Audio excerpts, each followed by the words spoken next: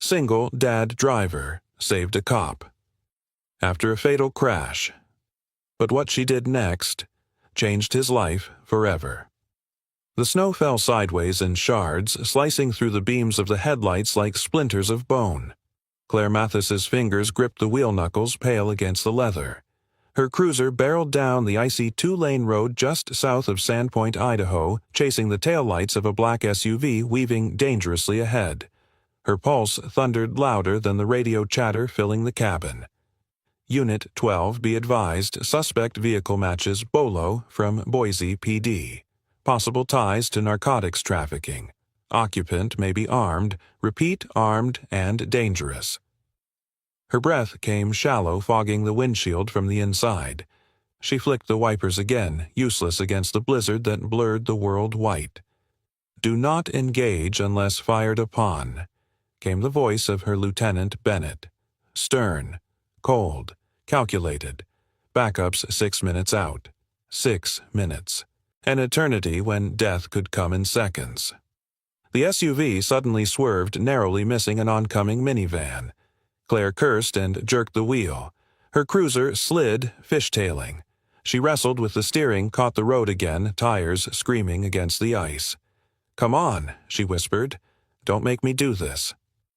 Up ahead, the SUV veered off Route 41 and onto a snow-covered service road leading into the woods. Claire's gut twisted.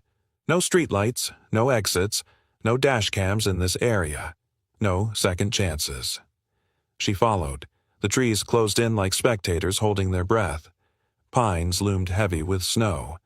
Then the SUV began to slow. "Ryan," she said into her shoulder mic, voice tight. "You see this?" No answer. She turned for a split second. Her partner Ryan slumped unconscious beside her, blood at his temple. Damn it, Ryan. Her attention snapped back as the SUV ahead skidded to a halt. Doors flung open. One figure bolted into the tree line. The driver. Claire flung her door open, gun-drawn boots crunching into snow and gravel. "Police." "Stop." The figure didn't. She ran. Her breath burned in her throat, feet sliding hard, a drumbeat of panic and resolve. The trees swallowed the suspect whole. Claire stopped, pivoted eyes, scanning lungs on fire. Then she saw it, the SUV engine still running, its rear window shattered. Something glinted inside. She approached, cautiously, gun up. And there it was, a rifle. Propped awkwardly on the passenger seat. Black matchstock. Loaded. Her eyes flicked to the driver's side. Empty. Blood on the steering wheel. Claire backed up, mind spinning. Why had he run? Why leave the weapon? Why not shoot? Then a rustle behind her. Snow shifting. She spun. Nothing. The blizzard howled louder. Suddenly, tires shrieked behind her. A second vehicle, no, her cruiser. Sliding. She turned just in time to see it crash into the SUV. Metal against metal. Glass exploded. A thunderclap of violence. The world tilted. Then darkness. Pain arrived first. Then sound. Groaning metal. The slow, high whine of a siren fading in and out. Claire blinked. Blood in her mouth. The roof caved in above her. The windshield was gone, snow drifting across her lap like ash. Her leg screamed. Trapped. Her hand fumbled for her radio. Gone. Next to her, Ryan didn't move. And then, A-shape.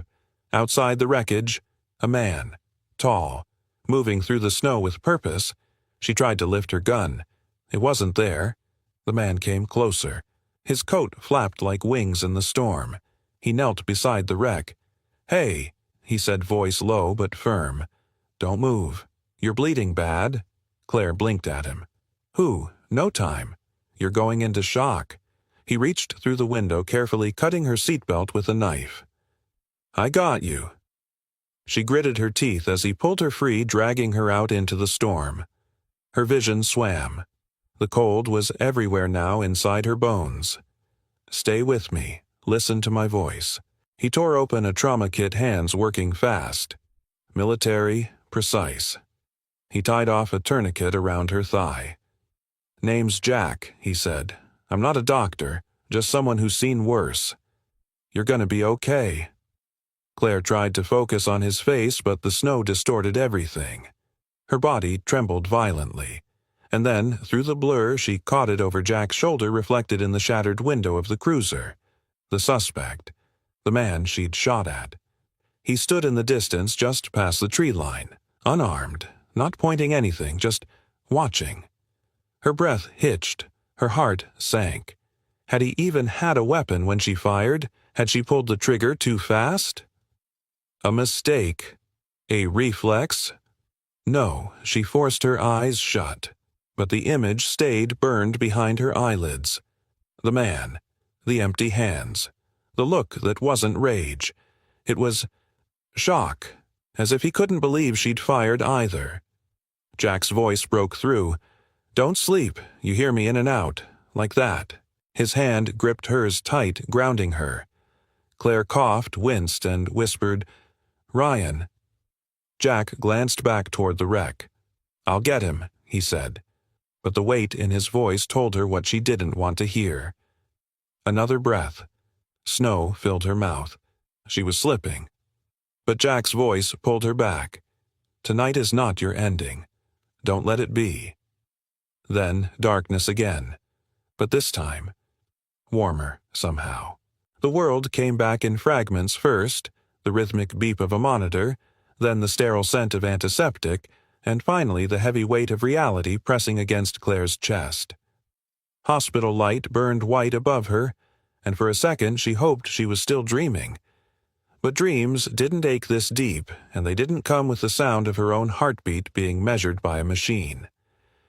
She turned her head, wincing. The room was quiet, except for the faint hum of the heater. On the nightstand, a single vase of carnations leaned toward the window, half wilted. Someone had left them there, probably out of duty, not affection. A nurse entered her shoes, whispering across the linoleum. Lieutenant Mathis Claire's voice was gravel. "Detective. Just detective." The nurse smiled politely. "Doctor says you're lucky. You had a concussion, 2 cracked ribs, and a nasty gash in your leg. Another few minutes in that wreck you might have frozen before the ambulance arrived." Claire swallowed. "What about Officer Ryan?" The nurse's pause was short, but not short enough. "I'm sorry." The words landed like a blade in her chest. She turned her face toward the window, watching flakes of snow drift lazily against the glass. Ryan. Dead. She'd been his partner for 3 years. She knew the rhythm of his coffee orders, the way he hummed Johnny Cash under his breath on night patrols. She knew his daughter was turning 7 next week, and now she'd be the one to tell his wife. Her stomach twisted. The memory of the crash replayed in jagged bursts, the screeching metal, the explosion of glass the moment before blackness when she thought she saw that suspect. Unarmed. Her pulse spiked. She wanted to sit up, but the nurse pressed her back gently. "Take it slow. You've got an appointment later this afternoon with Internal Affairs." Claire's eyes snapped open. Already, the nurse said softly. "They don't wait long when an officer discharges their weapon."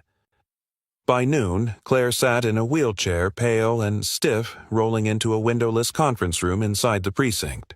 The blinds were drawn. The air was thick with quiet judgment. The table gleamed too clean, too reflective. Across it sat 4 people, Captain Harris, chair of the Use of Force Review Board, hands clasped like a judge. Detective Rojas, Internal Affairs, with eyes sharp enough to peel skin. Union representative, a woman named Tess Mallory, all business and poker face. And Martin Keene, her attorney, gray hair, steady gaze, the kind of man who'd seen too many of these rooms. Claire felt suddenly small. The badge on her chest felt heavier than it ever had. Harris spoke first. "Detective Mathis, you understand this interview is being recorded?" "Yes, sir." Rojas leaned forward, voice smooth but predatory. "We're here to determine whether your use of force was consistent with department policy. You've been through this before in training. You know the protocol." Claire nodded once. He clicked his pen. "Walk us through the incident." Her throat tightened. She glanced at her attorney, who gave a small nod. I received a call about a black SUV matching a bolo out of Boise. She began, her voice steady but brittle. Suspect was believed armed. I pursued southbound on Route 41. My partner was with me. Rojas interrupted. You were advised not to engage. I was, she said, fighting to keep calm. But the suspect veered into civilian traffic. A minivan. I made a split-second decision to follow. Harris scribbled something. Described the suspect. Rojas pressed. Male. Caucasian. Late 30s. Wearing a dark jacket. She hesitated. I couldn't see his face clearly. Rojas's eyes flicked up, and the weapon. The question hung in the air like a loaded gun. Claire's heart thudded. The image came unbidden, the suspect standing by the tree-lined snow, swirling around him, his hands empty.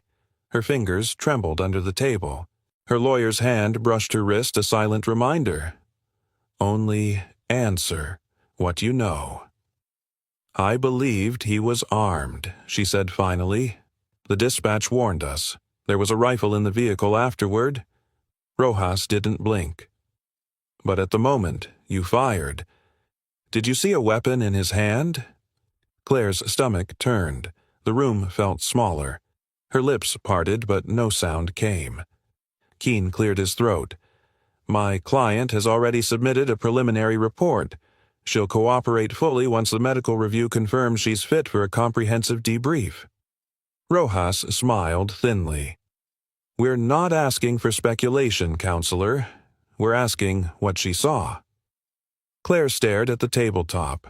The reflection of her own face looked foreign, haunted, tired, older, somehow. She thought of Ryan, his wife, his little girl. If she said she hadn't seen a gun, the DA might open a criminal inquiry. She could lose her badge, her pension, her entire identity. If she said she had, she'd be lying. A single bead of sweat rolled down her spine. I saw movement, she said at last. I perceived a threat. Silence.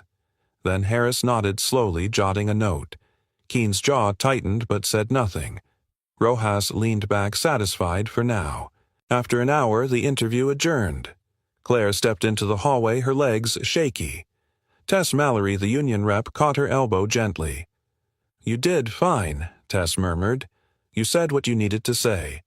That's what matters. Claire gave a bitter laugh. Is it?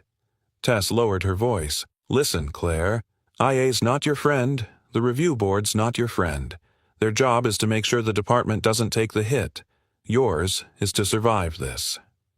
You understand, Claire stared at her. Survive by bending the truth, by staying smart, Tess said quietly. That's what every cop who wants to keep their life learns to do. Claire wanted to argue, but the words lodged in her throat. That evening, the station corridors were nearly empty. The coffee pot had gone stale hours ago.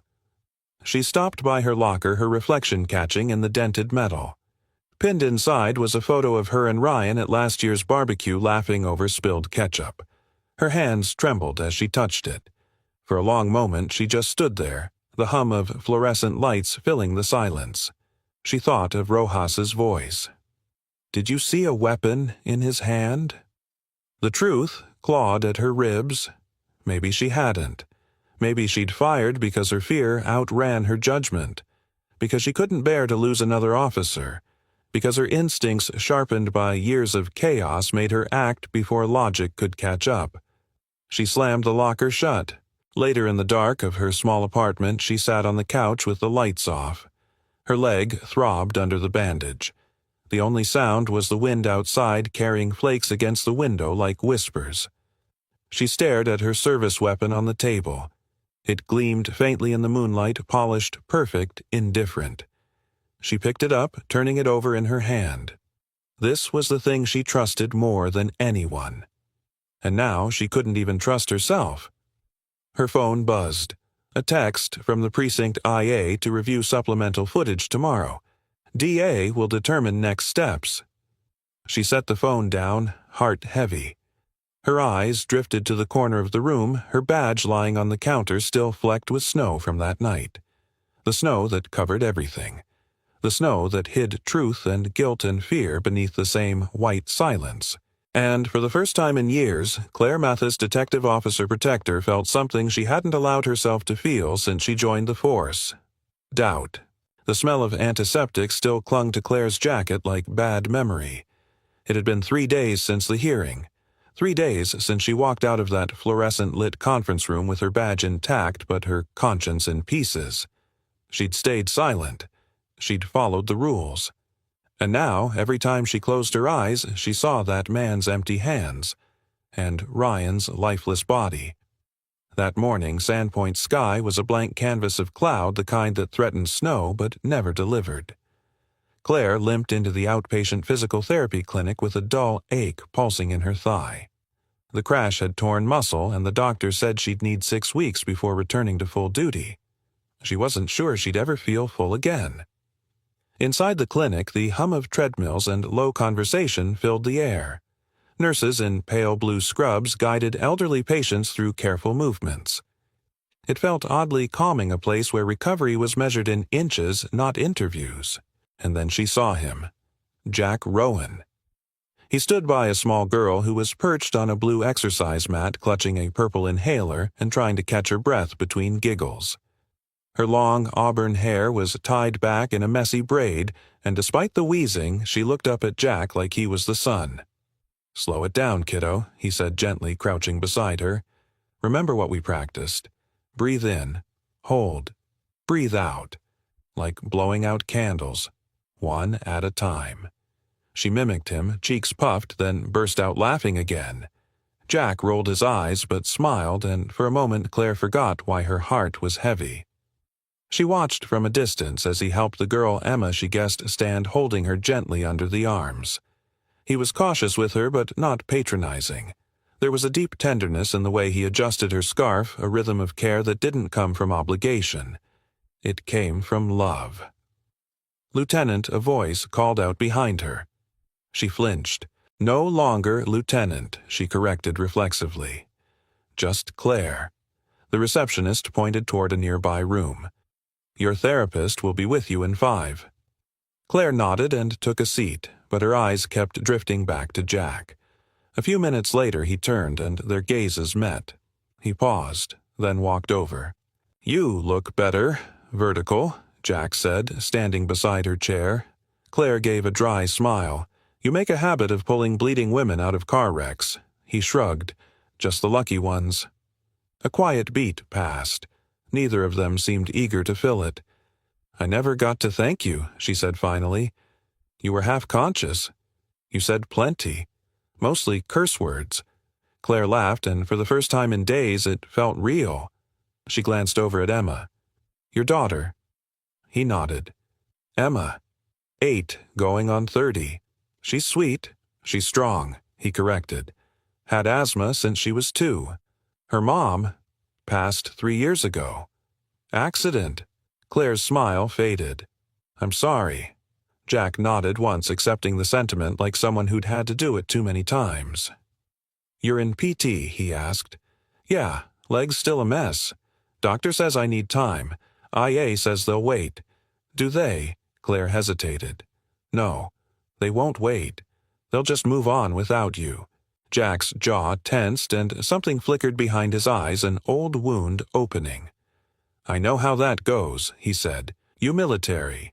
He gave a small nod. "Army, combat medic. 2 tours in Afghanistan." Claire leaned back.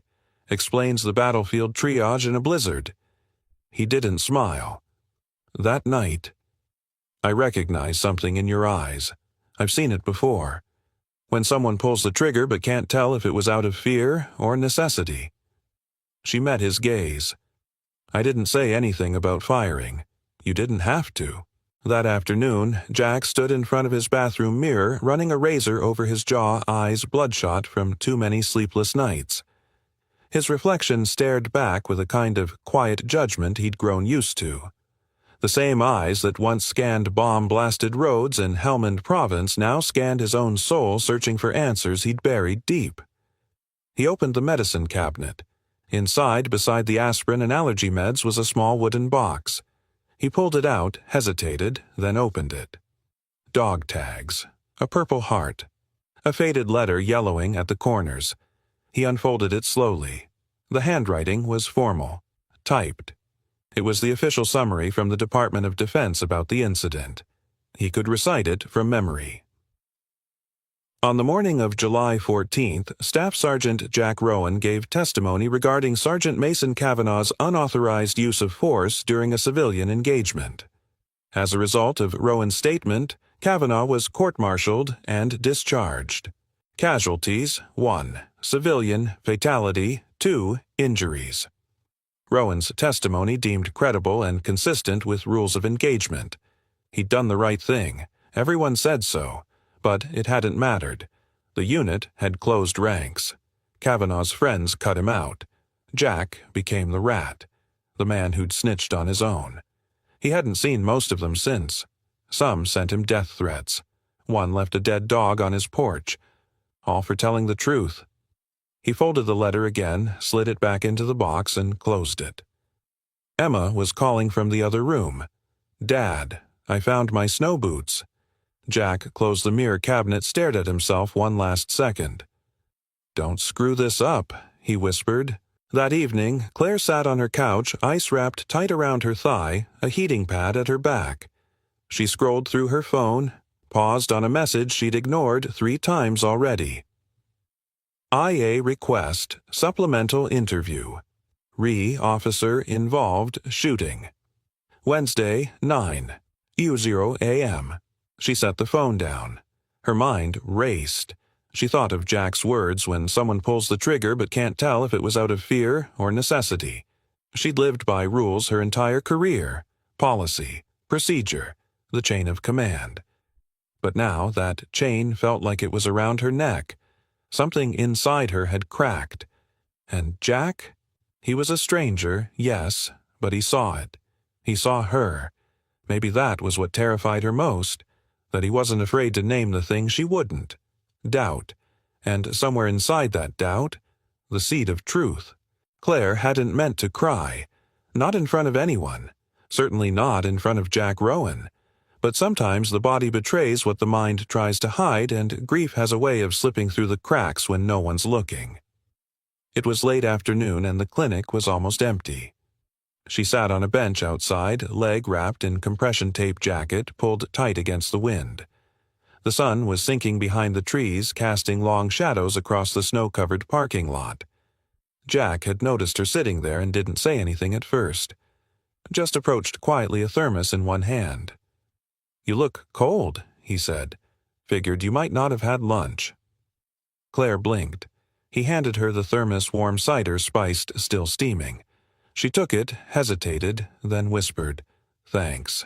He sat beside her, not too close. Just enough to say, "I'm here if you need me." They watched the snow fall in silence. For a while, it was enough. Then Claire spoke, her voice brittle. "You ever have that moment where you do everything you were trained to do, every protocol, every policy, but afterward, all you can think about is what you felt?" Jack looked at her. "Yeah." She turned to face him. "And what if what you felt wasn't justice or duty or instinct, but fear?" He didn't answer right away. When he did, his voice was low. "I remember once in Helmand we were ambushed outside a compound. Smoke everywhere. Gunfire bouncing off the walls. I saw this kid, barely a teenager, running toward us. No weapon in sight, just panic in his eyes. I had a split second to decide." Claire held her breath. "I didn't fire," Jack said. "My buddy did." He paused. There was nothing on the kid. No bomb. No threat. Just fear. He died anyway. Claire looked away, throat tight. "That boy's face," Jack said. "Still wakes me up some nights." She turned back, blinking hard. "So what do you do with that?" Jack shrugged slightly. "You either bury it, or you let it shape you." Later that evening, Claire stopped by the garage Jack ran out of his converted barn. Emma was inside, sprawled on a pile of old blankets, sketching horses with a red crayon. Jack had been fixing an old carburetor when she arrived. "I won't stay long," Claire said, stepping in. "Just needed air." You picked the right place. The garage smelled of pine sawdust and motor oil. Warm, oddly comforting. A radio hummed low in the background, Springsteen's voice drifting between static. Jack wiped his hands and offered her a stool. You ever work on engines? Claire shook her head. No, but I respect anyone who can bring something broken back to life. Jack grinned faintly. Engines don't lie. If it doesn't run, there's a reason. You dig, you listen, you fix it. No politics, no blurred lines. Claire leaned forward. Must be nice. He studied her. You're not sleeping. She didn't respond. He reached for a small wooden box on the workbench and pulled out a breathing strip. Try this, he said. It's a trick they taught us in the field. Slows. Your heart stops the spiral. She gave him a look. Are you training me or diagnosing me? Maybe both, he said, smiling gently. She took the strip and followed his lead. They inhaled together, slow, deep, steady. Then exhaled. It didn't fix everything, but it slowed the noise. They did it again. And again. Hours passed. The light faded. Snow dusted the windows. Claire and Jack found themselves sitting across from one another at the small kitchenette near the back. Emma had fallen asleep on the blankets, her crayon still clutched in her hand. Claire sipped coffee. So, you testified against your own. Jack didn't flinch? Yeah, she nodded slowly. Must have been hard. It broke me, he said simply, but I couldn't let it break someone else. Claire bit her lip. I read about that case. A boy. A civilian. Didn't deserve what happened to him. She hesitated. And afterward, command shipped me home. The guys I served with most cut ties. Some called me a rat. He stared into his mug. But I sleep better knowing I didn't lie for someone who forgot what the uniform stood for. Claire looked at him, something fragile in her expression. I envy you, she whispered. I said less than the truth this week. Not a lie. But not the full picture either. Jack leaned forward, voice calm, but waited. You think truth and loyalty are supposed to live in the same house? They don't. Loyalty's about protecting people. Truth is about protecting what's right. Claire shook her head. It's not that simple. There are rules, chains of command, protocols. I'm not just a cop. I'm part of something bigger. Yeah, Jack said softly. And sometimes that something bigger crushes people when no one speaks up. His words cut through her like wind on raw skin. She stood. I should go. Jack nodded but didn't move. You're angry at me. No, she said too quickly. I'm angry at myself. Then more quietly, and maybe at you too because you did what I didn't. The next morning, Claire walked into her living room and found an envelope slipped under her door. No name, no address, just a short note. You want to know the truth. Ask who ordered the dashcam offline. Inside was a USB drive. Her heart pounded. She stared at it for a long moment, then set it aside. Too fast. Too risky. But the question lodged itself in her mind like a splinter. Who had ordered the camera system labeled corrupted, and why did someone want her to stop digging? That night, Claire lay in bed, unable to sleep. The words Jack had spoken came back to her. Imperfect truth is still better than perfect silence. She thought of Ryan, his widow, his daughter, and the man in the snow. She sat up, breath short, reached for her phone. Then, without letting herself hesitate, she typed, Jack, it's Claire. Can we talk tomorrow? I need your help. And maybe, I need to stop being afraid of the truth. The snow had stopped falling, but the cold held firm, sharp and silent like a breath half drawn and never let go. Claire sat behind the wheel of her parked car, eyes fixed on the street outside Jack's home. Her engine was off. No music, no movement, just the distant tick-tick-tick of the cooling metal beneath the hood. She wasn't sure why she hesitated. Maybe it was the fact that she'd seen more honesty in Jack's tired eyes than she'd seen in her entire precinct over the last year. Maybe it was the fear that once she said this out loud, everything she'd been holding inside, there'd be no walking it back. But when Emma's laughter rang through the open garage door, high and clear and full of light, something inside Claire softened. She opened the door and stepped into the cold. Inside, Jack was kneeling beside a bike frame. Hands' greasy sleeves rolled a smudge of black across his cheek. Emma stood beside him in an oversized hoodie, holding a wrench twice the size of her hand. Claire knocked gently on the garage post. Emma turned first. "Claire." The girl beamed and ran toward her. Claire crouched slightly, meeting her in a soft hug. Jack stood brushing off his hands. "You showed. I said I would." He nodded, expression unreadable. "You okay?" She hesitated, then answered honestly. "Not really." Jack gestured toward the small folding table at the back, the one where they'd sat a few nights ago sipping coffee and breathing through their ghosts. Claire sat, fingers curling around the warm mug he handed her. "I got something," she said quietly. Jack raised a brow. "That USB," Claire nodded. "No sender. Just a note telling me to look into the dashcam logs." Jack leaned forward. "You think the footage from that night wasn't just corrupted by accident? I know it wasn't." Her voice had an edge now. "The internal server shows access logs someone flagged the file hours before IA marked it unreadable. Someone went in, scrubbed it, and walked away clean. And you don't know who? Not yet. But I've got someone who might." Jack tilted his head. "Old friend, works in records, owes me a favor, said he could dig deeper. Off the books. You trust him? I trust that he hates corruption more than he fears being caught." Jack gave a slow nod. "Then we start there." That night, Claire's phone buzzed twice.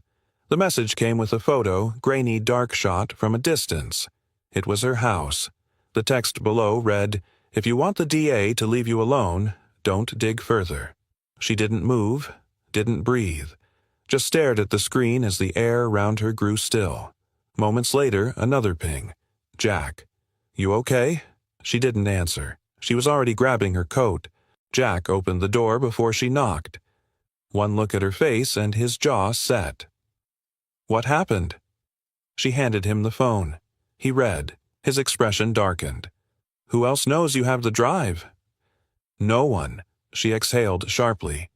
"At least, no one I told directly." Jack walked past her into the kitchen, pulling open a drawer. Inside, a roll of security camera mounts cords and a black box marked with military surplus tags. "Time to make this place less inviting," he muttered. Claire blinked. "You had this ready, I learned. Early hope for peace. Prepare for shadows." "Jack." He looked up. Emma Claire whispered, "I don't want her caught in this." Jack's jaw tightened. "Neither do I. She might be safer somewhere else just for a few days. I can help." Jack shook his head. "She's not leaving my sight, but I'll take every precaution." He opened the garage door and pointed to his old truck. "There's a compartment under the back seat. Fireproof. GPS shielded. If you're keeping that USB, it goes there." Claire didn't argue. Later, Emma sat curled on the couch with a blanket and a book, oblivious to the adults speaking in the kitchen. The soft murmur of her voice reading out loud brought a strange comfort to the shadows forming around them. Claire leaned against the counter. "There's a car that's been parked down the street for 3 nights in a row. Same model, same plates." Jack didn't ask how she knew. He just nodded, opened his laptop, and pulled up a live feed from the exterior camera he'd already mounted outside his house. "You weren't joking," she murmured. "Someone stalks my home. They become part of the record." Claire hesitated. "I saw Emma the other day. She said a man asked if her dad was home. Said it made her stomach hurt." Jack's hands stilled on the keyboard. He didn't speak for a full 10 seconds. Then he came near her. Didn't touch her. Just words. But she remembered him. Said he smelled like burnt leaves. Jack's face changed. Claire noticed. "You know that scent?" He looked up. "I do. It's pipe tobacco. And there's only one man I served with who used it. He's local. and I'm starting to wonder if he's connected to more than memory. Later that week, Claire returned home to find her front door ajar. Her weapon was out in seconds, heartbeat thundering. She swept the apartment, cleared each room. Nothing taken, nothing touched, except one thing. A single photograph on her fridge, her and Ryan at a precinct holiday party, had been flipped upside down. No message, no noise. Just a reminder. We can reach you, even here. She sat down on the edge of her couch, hand trembling. Not from fear, exactly. From the violation of it all. Her phone buzzed. Another message. Untraceable number. Do you want to be the hero? Or do you want to stay alive? That night she returned to Jack's adrenaline still riding high. He opened the door before she knocked. You're staying here tonight. It wasn't a question. Claire nodded, once silent. He pulled her inside, closed the door, and locked every bolt. After Emma went to bed, they sat together in the quiet kitchen, light from the stovetop casting soft halos across the room. Claire wrapped her hands around a mug of tea. I don't know who to trust anymore. Jack looked down. Trust is earned, not inherited. You think I'm still trying to protect the system? I think you're still deciding if you're part of it, or if it's part of you. She looked up sharply. You don't pull punches, do you? I don't have the time. Claire stared at him for a long moment. Then softly, do you believe it's worth it? Jack didn't ask what it was. He already knew. Truth doesn't always win, he said. But when it does, it saves more than just reputations. It saves people. Like Emma. Like you. Claire looked down at her lap, then back at him. I think someone inside the department is trying to bury this. And I think we just became the last people willing to stop them. Jack nodded once. Then we do it together. It started with a photograph. Emma, curious as always, had wandered out back while Claire and Jack finished mounting the last security camera on the porch. She held up her toy camera, a beat-up plastic thing with a cracked viewfinder and a broken flash, and proudly announced she was taking pictures for her detective agency. Jack chuckled. Be careful out there, Agent Rowan. I'm watching everything Emma said with a salute, then ran off toward the tree line. Neither Jack nor Claire thought much of it until Emma returned with wide eyes and a photo already printed from the camera's tiny internal printer. Daddy, she whispered, holding it up. That man was watching. I saw him near the road. Claire took the print. It was grainy, the angle tilted, but the silhouette was unmistakable. The man stood at a distance half obscured by the trees wearing a hooded coat, and even in shadow, Claire felt her stomach drop. Jack snatched the photo jaw, clenching. That's Rieger. Claire looked up sharply. You're sure? Too sure. His voice darkened. Tom Rieger. Used to be a cop. One of ours. Until Internal Affairs forced him out. She exhaled slowly. The name was familiar. Too familiar. He worked narcotics, she said. Got caught in an evidence scandal. Claimed it was all a setup. Department buried it. Because he knew too much, Jack added. Or at least that's what he believed. Claire looked down at the image again. Why would he be watching you? Jack didn't answer. Not immediately. He stood, walked to the garage, and returned with an old cardboard box. Dust clung to the lid like regret. I kept a few files, he said. Things from when I was trying to connect dots the department didn't want me looking at. He dropped the box onto the table. It landed with a soft thud. Inside were clippings, old printed reports, handwritten notes, pieces of a puzzle Rieger had once been part of. Claire pulled out one file, flipping through pages marked with highlighter and coffee stains. It was a mess, but the story it told crystal clear. Rieger had been tailing suspects tied to a cartel, she murmured. But somewhere along the line the case was pulled from him.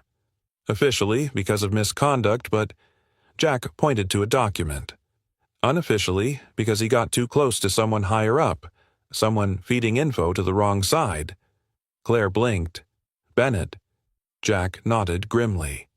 He was a rising star, Claire said, thinking out loud. Always clean on paper, but he had the access. The pull. And now he has motive, Jack said. If Rieger is back and Bennett's still in play, this isn't just about a bad shoot. This is about tying off loose ends. Claire closed the file. Emma may have just photographed the man who started it all. Later that evening, Claire sat alone in Jack's spare room, her laptop open, the USB drive finally plugged in. The air around her felt heavier now, like the moment before a thunderstorm breaks open. The folder on the drive was labeled Shielded. Inside a copy of the dashcam log. And something else. A video file. She clicked it. Static. Then the image stabilized, grainy black and white, but unmistakable. It was her cruiser. Her voice coming through the mic. Ryan's too. Then the crash. Then silence. And then the suspect. Standing just outside the frame. Arms raised, no weapon. Claire felt the blood drain from her face. The timestamp matched. This was after the impact. After she fired. Her breath caught. She had pulled the trigger believing the man was armed. But the footage didn't lie. He wasn't. The sick truth settled like ice in her chest. She hadn't just doubted herself anymore. Now she knew. She heard Jack's footsteps behind her. She didn't look up.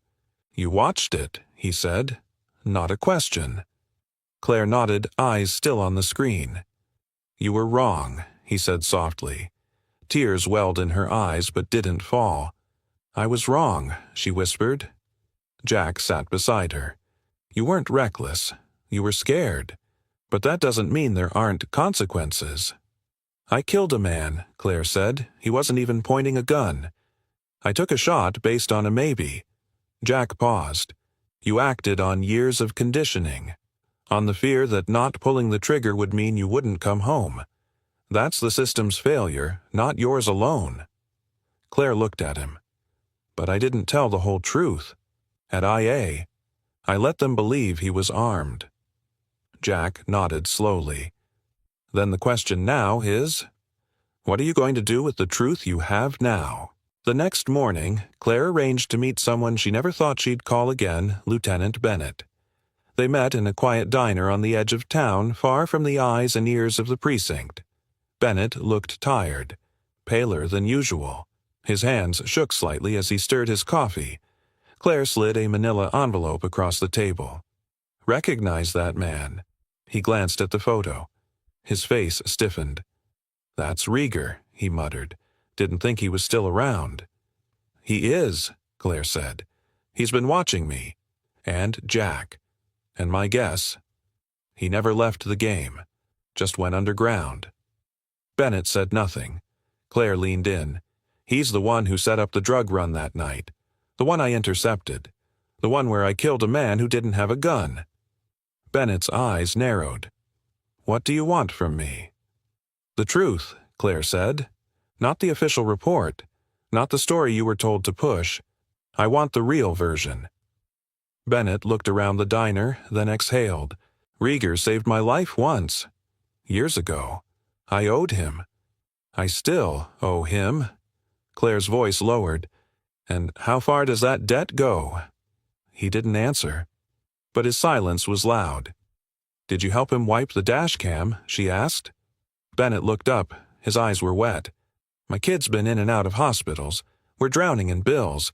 Rieger said he could help. Said he just needed the footage gone. I didn't ask why. I didn't want to know." Claire's heart broke not in sympathy but in frustration. "You don't get to buy peace with silence," she said. "Not when people are dying." Bennett leaned back. "You're not recording this, no? Then consider this off the record. If you want to blow this open, you better be ready to burn with it." Claire stood. "I'm already on fire." That night, back at Jack's, she watched Emma draw stars on construction paper with a gold marker. The house was quiet, but not empty. Safe, but not untouched. Jack sat beside her on the couch. "Bennett's in it deep," she said. "But I think part of him wants out." Jack nodded. Rieger's still holding something over him. Claire whispered, "We need to find out what." Fast. She looked down at the photo Emma had taken. The blurred figure of Rieger in the trees. Then she looked at the girl so small, so unaware of the world she'd stumbled into. And Claire knew this wasn't just about clearing her name anymore. It was about protecting the future. For Emma. For Jack. And maybe for herself, too. The soft click of the flash drive sliding into Jack's laptop echoed louder than it should have in the quiet of the garage. Claire stood behind him, arms folded, tension wound tight in her shoulders as the screen flickered to life. Lines of code streamed across the screen, followed by a red message: file directory corrupted. Access denied. Jack frowned, his fingers already moving. They didn't just delete the footage. They buried it. Claire leaned closer.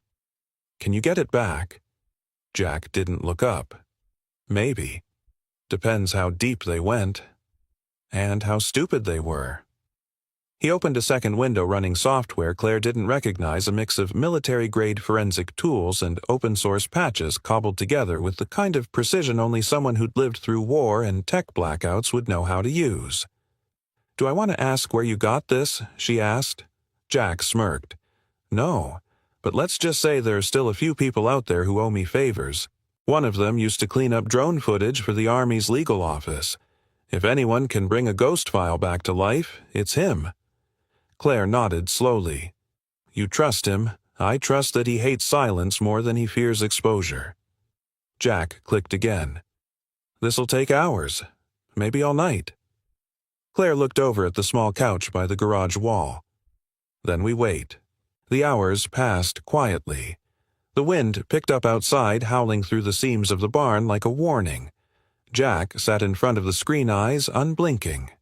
Claire paced. Every now and then she'd check on Emma, who'd fallen asleep curled up in a blanket fort she built with Jack's old army cots and a string of holiday lights. At 2:17 a.m., Jack suddenly sat upright. "There," he whispered. Claire moved fast, crouching beside him. The video was choppy, still damaged, but it played. Dashcam footage, her patrol car, the snow, the chase, her own voice over the radio, calm, composed, doing her job.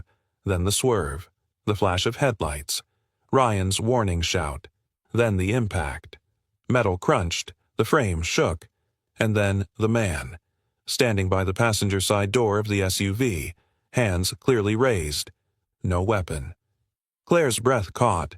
It was exactly as she remembered, but this time it was real, documented. Then came the strangest part, a flicker on the screen. Not from the crash, but from after. Another figure appeared, just for a second, moving quickly toward the cruiser. Claire hit pause. Back that up. Jack did, frame by frame. The shadow stepped toward the passenger side of her patrol car. It wasn't Ryan, it wasn't the suspect, and it wasn't Claire. A third man, heavy set. Hood pulled low. Familiar gait. Jack froze the screen and enhanced the frame as much as the damage would allow. Claire whispered, "That's Rieger." The man had been there. Not just watching, intervening. Claire sat back, cold sweat rising along her spine. He was there when Ryan was still alive. Jack didn't speak. Claire stood pacing now. He didn't just orchestrate the drug run. He was at the crash site. Maybe he wiped the scene. Maybe he... She trailed off. Jack finished the thought. Maybe he made sure no one else survived. Claire's mind raced.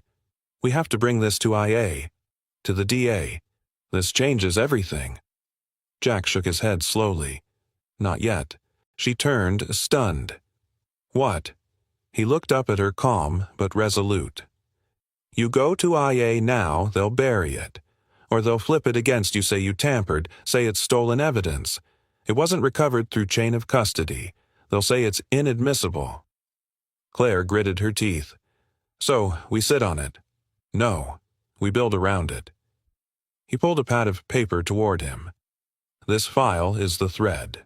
We pull it carefully, one lead at a time." Claire shook her head. "You really think we can unravel all of this? I think Jack said that if we don't, Rieger wins. And the next, Claire Mathis doesn't walk away." Later that morning, Claire met with her lawyer, Martin Keene, at a quiet cafe out of town. No precinct eyes, No IA bugs. She showed him the footage. He didn't say a word until the video ended. Then, with a long breath, "You know what this means." "I do," Claire said. "It's not just about clearing your name anymore. This opens a criminal conspiracy investigation. Tampering, obstruction, maybe even accessory to manslaughter if Rager's presence at the scene is connected to Ryan's death." Claire nodded. "But none of that sticks unless we move carefully." Keene leaned in. "How'd you recover this off the record?" He didn't press, just sighed. "You're walking a tightrope, Claire. This could save you, or it could ruin you." "I'm already ruined," she said. "But this might be how I get clean."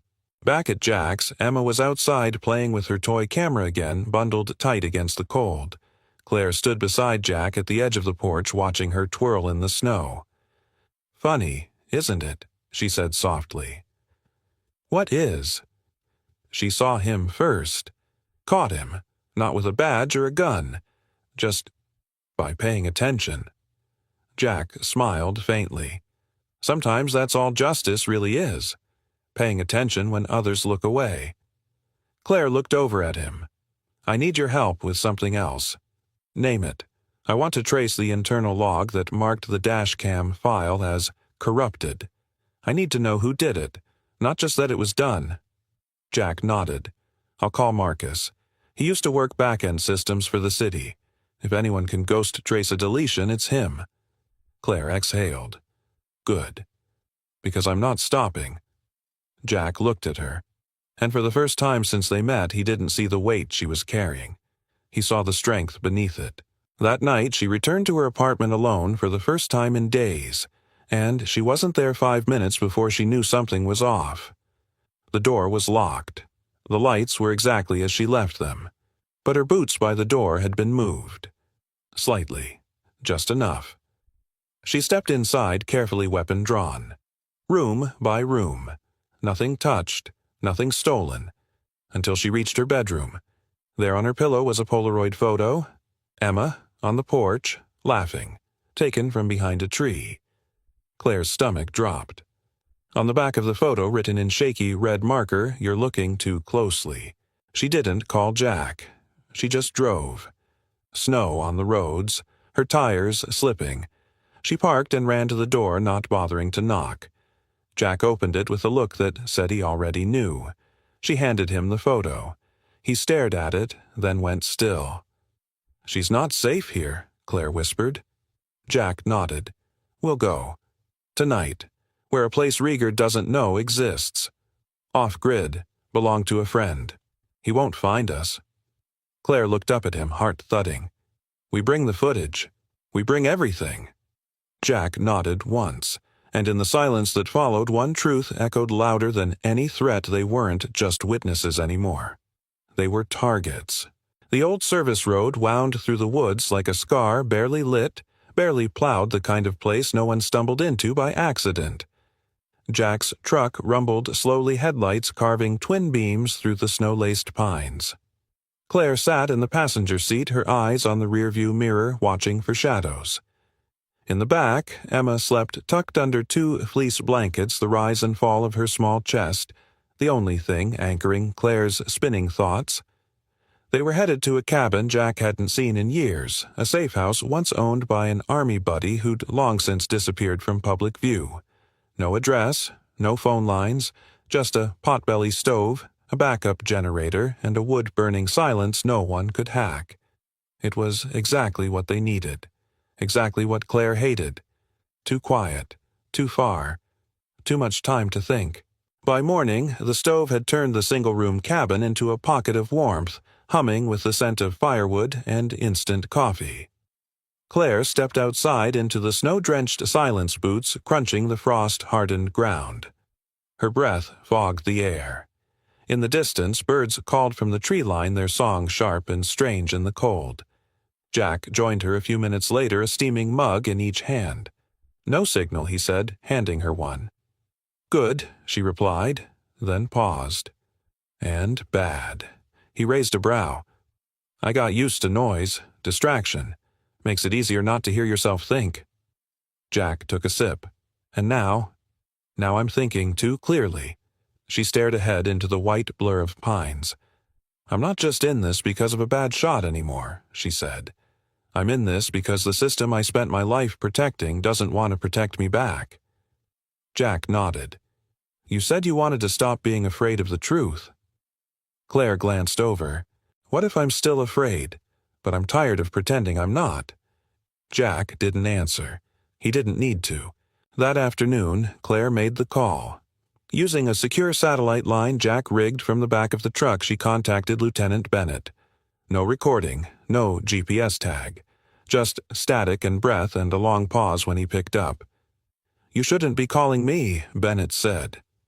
You're the one person still standing on the line, Claire replied, and I think you hate the silence almost as much as I do. Bennett didn't respond. Claire pushed. I know about the footage. I know Rieger was there that night. I know you helped cover it. Still nothing. She took a breath. But I also know you tried to soften the report. You made it so I didn't get crucified. You made me the shooter, but not a murderer. Silence again. Then softly, I didn't want to bury you. Claire's grip tightened around the phone. Then help me dig. Bennett's voice cracked. You think this is simple, that I can just flip the switch and come clean. You have no idea what Rieger has on me. Then tell me. Silence stretched long enough that she thought he'd hung up. Finally, broken brittle. My son. Rieger knew about the clinic bills, the second mortgage. He said he had friends who could ease the load. I was drowning Claire. Claire closed her eyes. And then the footage went missing, she said. I didn't delete it, Bennett said quickly. I just looked the other way. Rieger took care of the rest. You knew he was using me to tie up loose ends. I didn't know until it was too late. Claire swallowed. It's not too late now. Bennett laughed bitter and small. You're still young enough to believe that. She kept her voice steady. Help me, and I'll make sure your son keeps his father. Maybe not the badge, but the man. A long pause. Then, meet me tomorrow. Industrial lot off Jefferson and 9th. I'll bring what I have. After that, I'm out.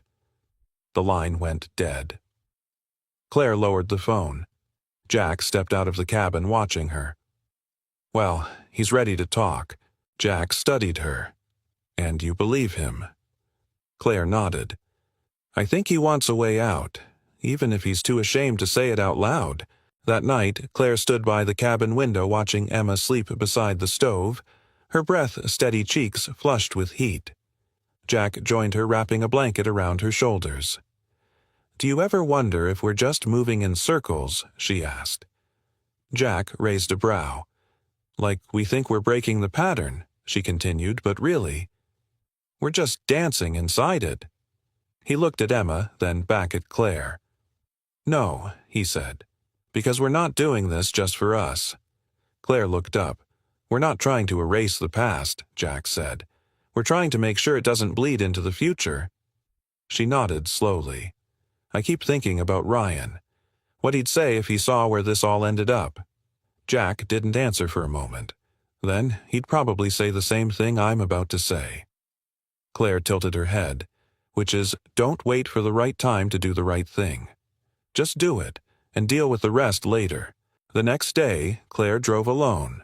Jack wanted to come, but she insisted. This has to be me, she said. Bennett won't talk if he thinks you're part of some sting.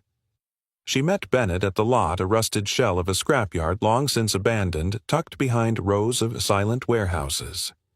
He stepped out of his truck slowly, a folder in his hand. His eyes looked heavier than before. His skin was gray under the morning light. Claire approached cautiously. You came, he said. So did you. He handed her the folder. Inside were internal memos, email printouts, security access logs, evidence Rieger had been inside the server room the day the footage was erased. One document had Bennett's initials at the bottom. I signed that, he said. Told IA it was a system failure. I knew it wasn't, but I signed anyway. Claire looked up at him. "Why now?" "Because I saw the photo," he said. "Of Emma? On your pillow." Claire froze. "I knew that was Rieger. He's not just tying loose ends. He's sending messages. He's playing God." Claire's heart pounded. "And you don't want to be part of that anymore." "I never did. But I stopped saying that out loud." She nodded. "It's not too late to start." But just as she turned to go, a shot cracked the air. Bennett staggered. Claire dropped to her knees, pulling him behind the nearest metal drum, blood already soaking through his coat. "No, no, stay with me," she whispered. But his eyes were already glassing over. He clutched her hand. "Make it matter," he rasped. "Promise me, make it matter." Then, stillness. Claire looked toward the warehouse rooftops. A shadow moved, and was gone. Back at the cabin, Jack listened as Claire recounted everything, her voice raw, trembling. She handed him the blood-stained folder. "He died trying to do the right thing," she said. "Now we finish it." Jack nodded, jaw tight. "We bring this to the DA. No more waiting." Claire looked over at Emma asleep once more, and she made a silent vow, no matter how deep this went, no matter who got exposed, they would not be silenced. Not this time. The world narrowed to sirens and snow. Amber Alert, Emma Rowan, 8 years old, last seen near County Road 32. Claire stared at the bulletin on her phone, her pulse drowning out every sound. The photo on the screen. Emma's smile, her eyes wide with curiosity, hit like a punch to the chest. She was gone. It had taken less than 3 minutes. Claire had stepped into the cabin kitchen to take a call from the district attorney's office. Jack had gone outside to chop more firewood. The front door had been unlocked for less than 60 seconds.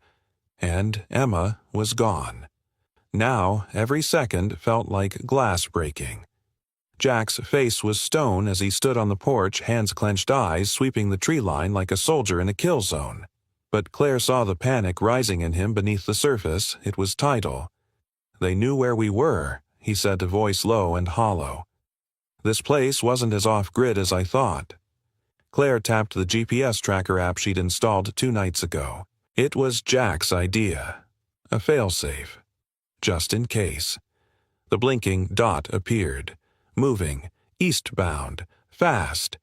"She still has the bracelet," Claire whispered. "They haven't found it." Jack grabbed his keys. "We're going after her." "You can't," Claire said, blocking the path. "IA thinks you're involved in the server breach. If you show up at that location, they'll arrest you or worse. They'll assume you're armed and hostile." Jack's face darkened. "And you think I care?" Claire stepped closer. "I do, and so does Emma. She needs both of us to survive this." His jaw flexed, fury shaking beneath his skin. But then his eyes dropped. He nodded. "Then we do this your way." Claire called it in anonymously using an old burner phone. She gave the coordinates, claimed to be a hiker who saw a child being pulled into a van.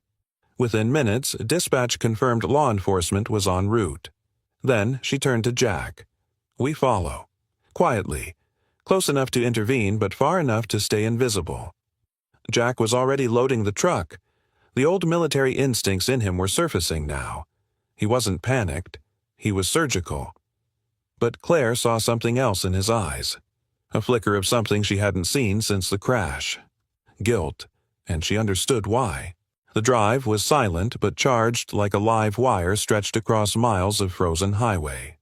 Claire kept one eye on the GPS dot, now slowing near the edge of an abandoned warehouse district, industrial grounds once used by logging companies, now rusted and forgotten. The same area where Bennett had died. Jack's hands gripped the steering wheel like he was holding the world together. "I should have seen this coming," he said at last.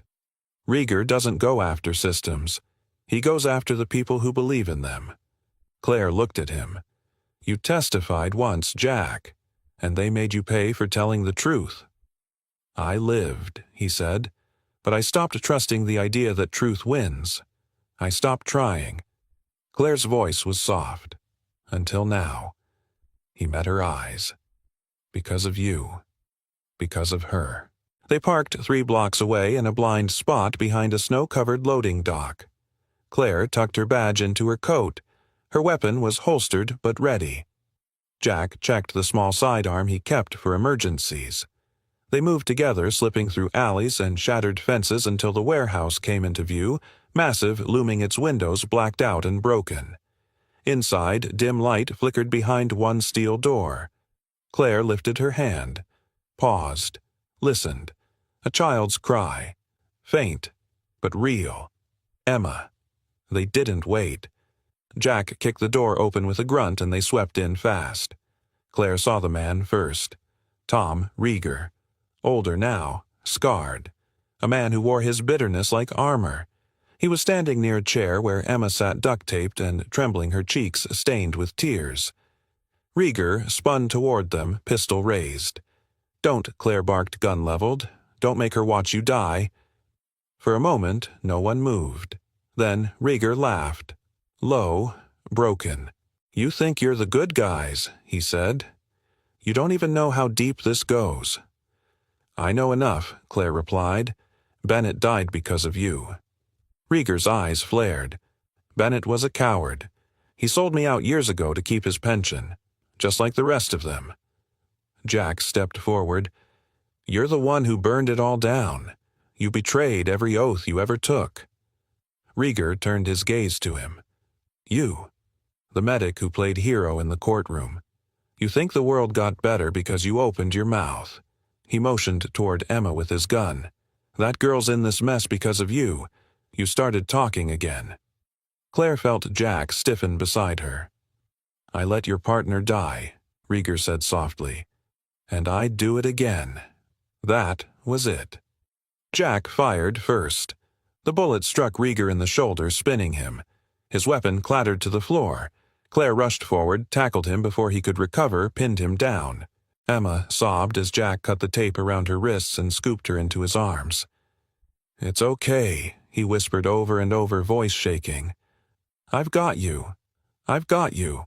Police arrived minutes later. Claire handed over her badge, the footage, and a full statement. Rieger was taken into custody alive, bleeding, ranting about betrayals and justice and rot that went higher than anyone dared admit. But this time, the system couldn't look away. They had video. They had files. They had the body count. And most of all, they had witnesses who refused to be silent anymore. 2 days later, Claire stood before the district attorney in a small office with peeling paint and no ceremony. The DA, a woman named Rachel Garvey, watched her quietly. This footage, Garvey said, tapping the flash drive, was obtained illegally. "I know, and it was stored outside proper chain of custody. I know that too. But it led to the arrest of an ex-officer tied to multiple deaths, drug trafficking, and systemic evidence tampering. It cracked open 6 sealed files." Claire met her eyes. So Garvey said, leaning forward, "I'm choosing to treat it as a lead, not a verdict. We'll open a formal investigation. We'll subpoena the rest." Claire's breath caught. "You're not charging me, I should," Garvey said. "But I won't, because I'd rather make the rot answer for what it's done, not the ones trying to clean it up." That night, Claire returned to the cabin. Emma was asleep on the couch holding a stuffed rabbit someone at the station had given her. Jack stood by the fireplace, staring into the flames.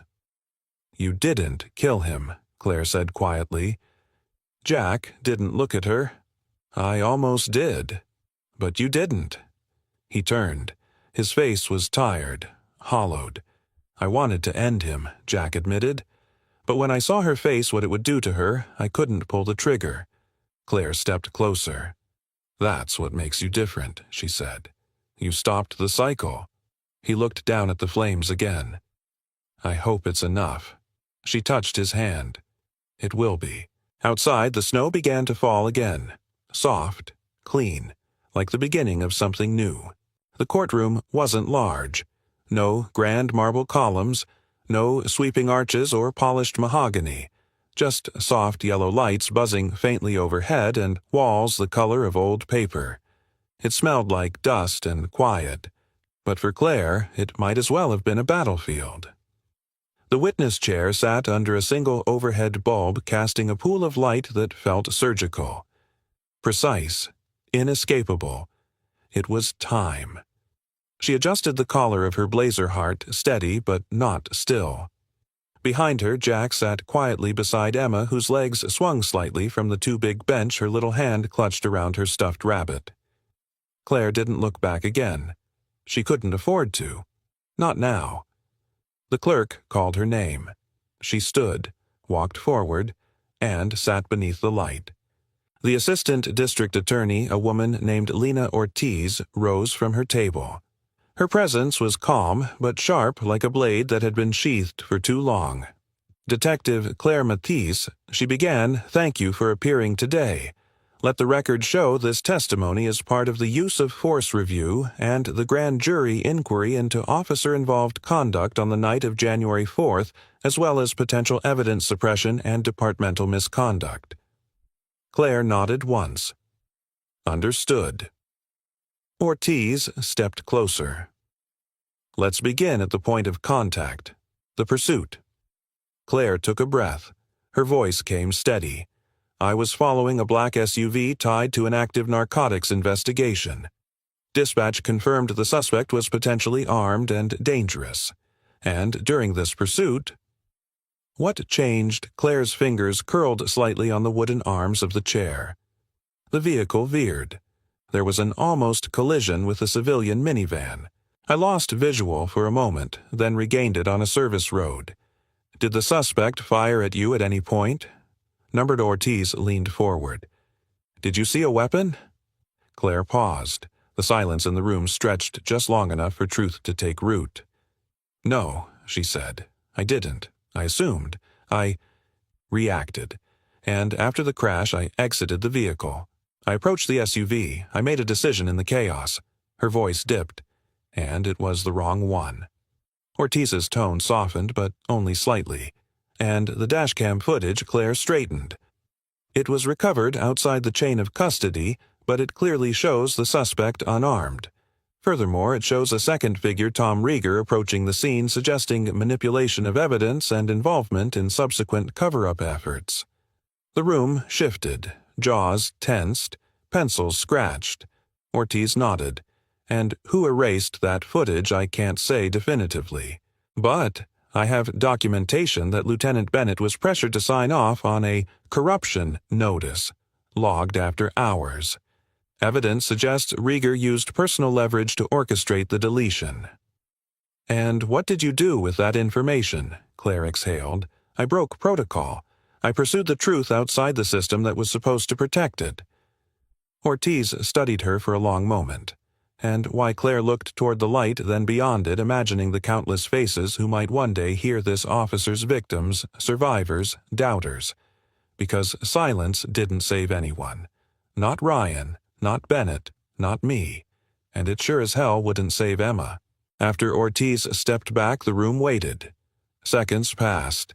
Then a second chair scraped quietly across the floor. Jack stood. The defense team stirred, whispering, unsure if this was procedure. But Ortiz raised a hand. "Your Honor, with the court's permission, Mr. Jack Rowan will provide witness corroboration." The judge, an older man with tired eyes and no appetite for bureaucracy, nodded once. "Proceed." Jack approached the chair beside Claire's. He wore no badge, no uniform, just a plain shirt sleeves rolled.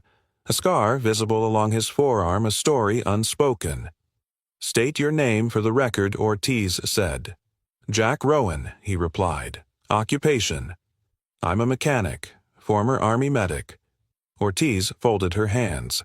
"Mr. Rowan, were you present the night of the incident?" "Yes." "Did you witness the shooting?" "I arrived moments after," Jack said. Pulled Claire out of the wreck, stabilized her leg. "Did you see the suspect alive?" "Yes." Ortiz's tone sharpened. "Did you see a weapon in his possession?" "No." His voice didn't waver. He was unarmed. "And did you see a second individual later identified as Tom Rieger at the scene?" Jack nodded.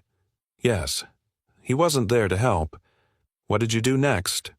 Jack paused. I stayed quiet. He looked down, then back up. Because the last time I told the truth, it cost me everything. My career, my unit, my peace. Ortiz let the silence linger. And why are you speaking now? Jack's voice softened. Because truth only matters when you're willing to bleed for it. The hearing recessed. Claire stepped into the hallway, her breath ragged. Jack followed his steps, echoing behind hers. She turned toward him, emotion rising like a wave. You didn't have to do that, she said. Jack gave a tired smile. Yes. I did. You were already on their radar. I've been on someone's radar my whole damn life. He looked at her. At least this time it's for something that matters. Claire swallowed. You said it cost you everything last time. It did. And now Jack looked down the corridor where Emma waited with the social worker spinning in slow circles with her bunny in hand. Now, he said, I have something worth protecting. Claire followed his gaze, her throat tight. So do I. The DA's office moved fast. The next morning, Claire sat in a private meeting with ADA Ortiz and a federal liaison flown in from the Department of Justice. The case had become too big, crossing into federal jurisdiction, with the exposure of interstate trafficking evidence tampering and internal corruption. We'll need everything the liaison said, the video, the documents, every handwritten note, and we'll need your statement sworn signed and ready for court. Claire nodded. You'll get it. Ortiz leaned forward. But there's one condition. Claire tensed. Ortiz glanced at the DOJ rep, then back to Claire. We want you to come in as a consultant, temporary but formal. You'd serve as liaison for officer conduct and whistleblower protection. Claire blinked. You want me back? And Ortiz smiled. No badge, no gun. Just your voice. We think you've earned the right to use it. Claire sat back, silent, processing. For the first time in weeks, her hands stopped shaking. That night, Jack and Claire stood on the porch of the cabin. The stars were out, clean bright, unburdened. I got offered a job, she said. Jack raised a brow. The kind that pays. The kind that changes things, Claire replied. He nodded slowly. You taking it? She looked up at the sky, then back at him. I think I owe it to Ryan, and to every cop still scared to speak. He stepped closer. And to yourself. Claire smiled, small and real. Yeah, that too. From inside the cabin, Emma's laughter rang out light as wind chimes. It wrapped around them both, softening everything. Jack reached into his coat pocket and pulled something out. A small wooden box. Simple, unvarnished, hand-carved. He opened it. Inside a ring. A band of warm cedar inlaid with a single strand of silver. I made it from the truck that saved your life, he said quietly. Thought maybe. It could help rebuild it, too. Claire looked at him, breath-catching. Jack held her gaze. You don't have to say yes now, he said. But I'm not going anywhere. Not this time. Claire took the ring, her fingers trembling. You already stayed longer than anyone else ever has, she whispered. He smiled. That's the plan. The house was quiet. Not the tense silence that holds its breath before a storm, but a gentle settled hush, the kind that wraps around you like a worn flannel blanket after the longest day. The kind that says you're safe now. Claire stood by the kitchen window, a mug of coffee warming her hands. Outside, the early morning sun painted soft gold across the pine trees. Snow still clung to the tips of the branches, but the melt had begun. You could hear it in the steady drip from the roof, in the ground slowly coming back to life. Spring was near, and this time she'd be around to see it. She looked over her shoulder at the living room. Jack was on the couch, still asleep, arms slung protectively across Emma, who had curled up against his chest sometime in the night. Her bunny lay between them, one ear folded, one paw dangling. Claire smiled. It had been 3 months since the hearing. 3 months since the truth, long buried and bleeding, finally stood up in the light and said enough. The fallout had come swiftly. Rieger's arrest had led to a dozen more. 3 precincts were now under federal review. 2 assistant chiefs had resigned. A long list of names was still unraveling, some guilty of silence, others of action. It wasn't clean, it wasn't fast, but it was real. And for the first time in years, Claire felt something she'd nearly forgotten. Hope. Later that morning, Claire stood in front of the old barn behind the cabin, now repurposed into something between a workshop and a dream. Inside, blueprints lined the far wall. A few half-built wooden chairs sat in one corner. Tools neatly arranged on a bench. Jack's handiwork was everywhere tidy, efficient, quiet. But today it was Claire's turn. She'd spread out folders across a broad oak table, proposals, case studies, field notes. The Whistleblower Liaison Unit, newly formed, federally backed, was launching its pilot program in 6 cities. And Claire had just been asked to lead the first. It wasn't a badge, but it was justice. In another life, she might have laughed at the idea. Claire Matisse, former IA, teaching courage to cops who'd never been taught how to speak without fear. She would have said no one would listen. But now she had a proof that the truth could not only survive, but grow. That afternoon, Jack grilled lunch on the porch while Emma decorated the fence with sidewalk chalk drawing stick figures with oversized smiles and trees that looked like lollipops. "She wants to plant a garden," Jack said, flipping a burger. "I told her dirt isn't edible, but she said I just don't have imagination." Claire chuckled. "She's not wrong." They sat down on the steps with paper plates in their laps, watching the clouds drift like lazy thoughts across the sky. "I used to think healing meant forgetting," Claire said after a while. Jack looked at her. "And now," she exhaled. "Now I think it means carrying the weight differently. Not letting it crush you, but letting it remind you why you stand taller." He nodded, his eyes gentle. "The scars don't disappear, but they can become part of something stronger." She glanced at him. "You always talk like that. Only when I'm terrified of how much I love someone." Her breath caught. He smiled, soft and steady. Claire didn't answer, not with words. She leaned her head against his shoulder, and for a while neither of them spoke. They just listened to Emma humming off-key in the background, the birds trading secrets overhead, and the wind making music through the trees. 2 weeks later, Claire stood behind a podium in a modest City Hall auditorium facing a room filled with people who had seen too much and said too little for far too long. Her first seminar: officers, dispatchers, prosecutors, internals. Some sat stiffly, arms crossed, jaws clenched. Others looked cautiously hopeful, like kids peeking through a cracked door, unsure if the room beyond was safe to enter. Claire didn't waste time. She started with her story. Not the sanitized version, the truth. She told them about the chase, the mistake, the footage, the fear, the fury, the lies, the loss. She told them about Bennett, and then she told them what she did anyway. By the end, the room was silent, not in judgment, but in something that felt like reverence. "You don't have to be perfect to be brave," she said quietly. "You just have to decide that the truth is worth more than your comfort, worth more than your silence, worth more than your fear." She paused. "And when you do, you'll find you're not alone." One by one, hands started to rise. The conversation had begun. That night, Claire came home to find the porch lit with lanterns and a handwritten note taped to the door, "Backyard. Wear boots." She changed, then stepped outside. The backyard had been transformed. Mason jars filled with candles lined the path. At the end stood Jack, dressed in jeans and a collared shirt, his hands in his pockets, eyes brighter than she'd ever seen them. He didn't speak right away. Just walked toward her, took her hand. "I don't have a church," he said, "or a minister, or a ring I didn't carve out of a Chevy tailgate." Claire smiled. "But I have a heart that knows what it wants," he continued.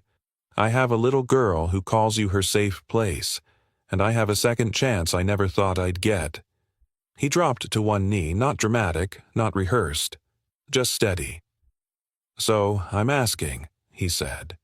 "Not for perfection, not for promises we can't keep, just for the chance to keep choosing you, every day, again and again.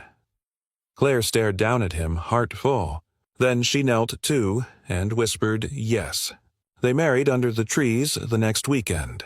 Small ceremony, no frills. Emma wore a crown made of daisies and handed out juice boxes like party favors. When Claire walked down the aisle just a few wooden steps, really she didn't carry flowers. She carried a folded copy of her resignation letter from Internal Affairs, the one she never sent, because now she didn't have to leave the system to change it. She just had to stand inside it with both feet and both fists full of truth. Weeks passed. The cabin became home. The fence got painted badly thanks to Emma's help. The garden bloomed against all odds. Carrots were planted too close together. Tomatoes ran wild. But they laughed. They lived. Claire still had hard days. There were headlines that made her sick, emails that made her fists clench, mornings where the shadows tried to crawl back in. But now she didn't face them alone. Jack stood with her. Emma ran toward her.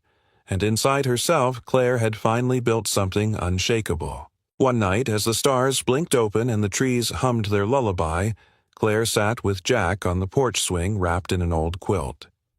Emma was already asleep inside, curled up with her bunny now missing one eye and half its tail. Claire leaned her head on Jack's shoulder.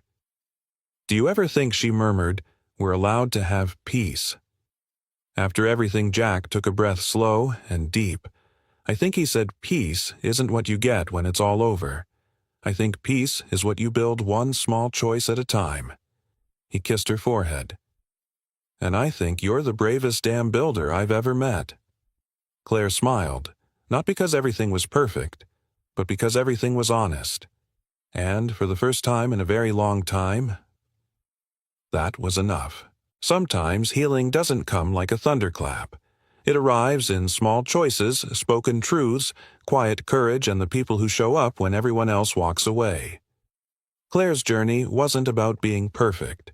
It was about choosing love over fear, truth over silence, and building peace one step at a time. Now I want to turn this moment to you. Have you ever faced a moment where you had to choose between silence and speaking up? Have you witnessed someone stand for what's right when it would have been easier to look away? If you've lived it, if you felt it, we would be honored to hear your story in the comments. Share where you're watching from. Your voice might be the one someone else out there needs to hear tonight. And if this story touched your heart, if it made you think of someone you love or someone you've lost, please consider subscribing to this channel. Here we tell stories that don't just entertain. They heal. They connect. They remind us that no matter how broken the world may seem, there's still light in the quiet corners, and love in the second chances. Thank you for spending this time with us. Your presence means more than you know. Until next time, take care of your heart, and never stop believing in the power of telling the truth.